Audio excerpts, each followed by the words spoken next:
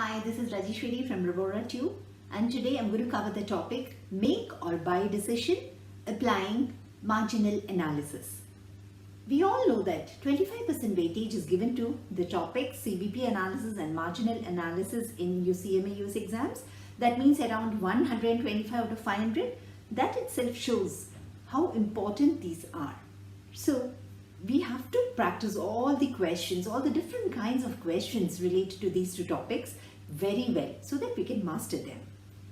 Even though the questions appear simple, but then when we start really solving them, we do get stuck here and there. So let's learn all the concepts very well, and this particular video is related to make or buy decisions. Whenever we come across a situation where we have to decide whether we should make a product in-house or whether we should buy it from outside, that is outsource it, there are certain factors, very important factors, which we have to consider. The first being, we have to see whether idle capacity is available or not.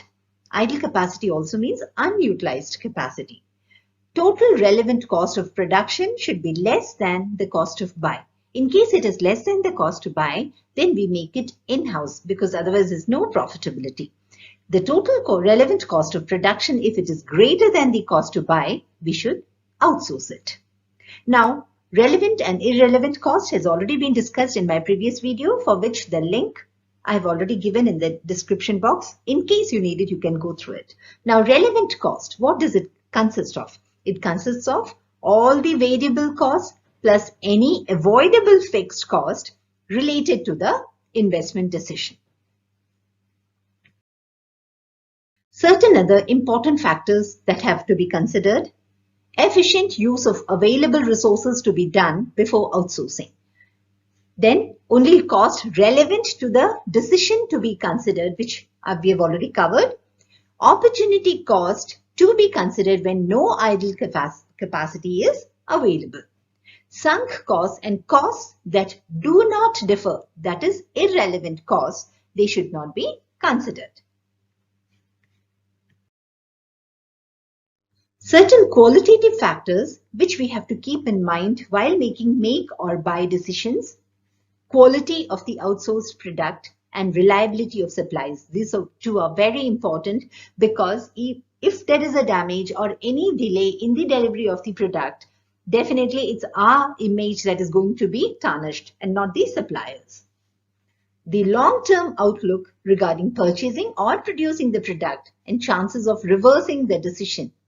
Morale of the workforce, very important, because in case you're outsourcing the product, what happens is the workforce related to that product, they might have to be retrenched from the work, or it might affect their morale in some or the other way. So that should be taken into consideration because they form the foundation of the organization.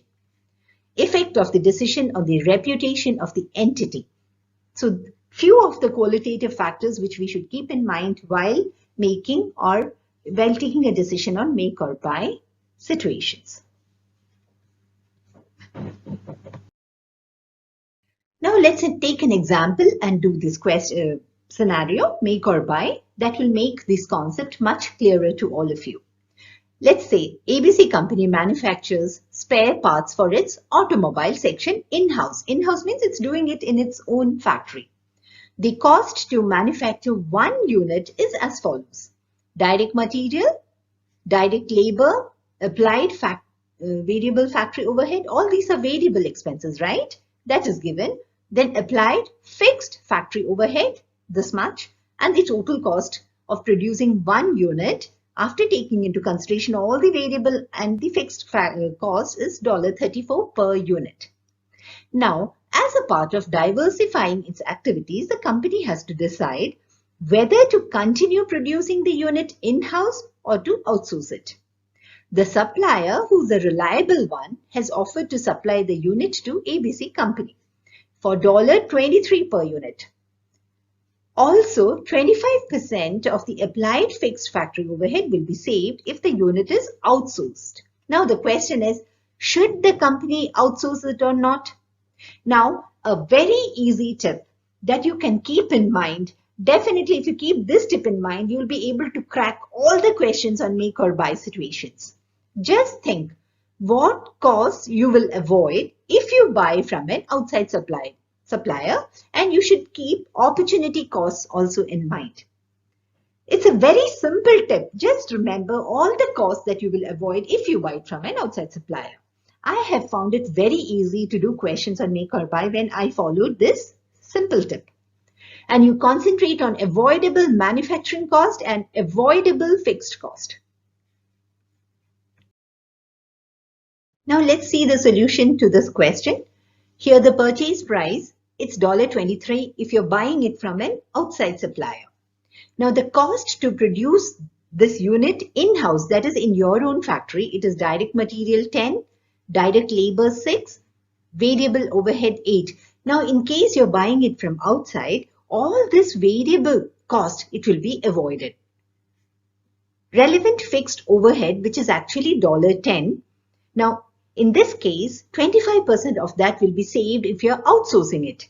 That means 25% of $10, which is equal to 25 by 100 into $10, which is 2.5. That means all these costs you will save if you are outsourcing the product from a supplier.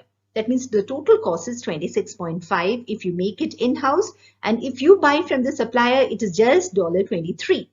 What does that mean? Isn't it better to outsource the product? Because the total relevant cost of production is greater than the cost to buy from the supplier, we should outsource it. In case the supplier was offering it at $28, definitely we'll make it in-house, right? Because the cost of production is 26.5. There's no point in buying it from a supplier for 28, right? So this is how you'll get questions on make or buy. So the simple tip which I told you, please keep in mind, you're going to master this topic. Stay safe and stay happy. See you in my next video. Till then, bye-bye and take care.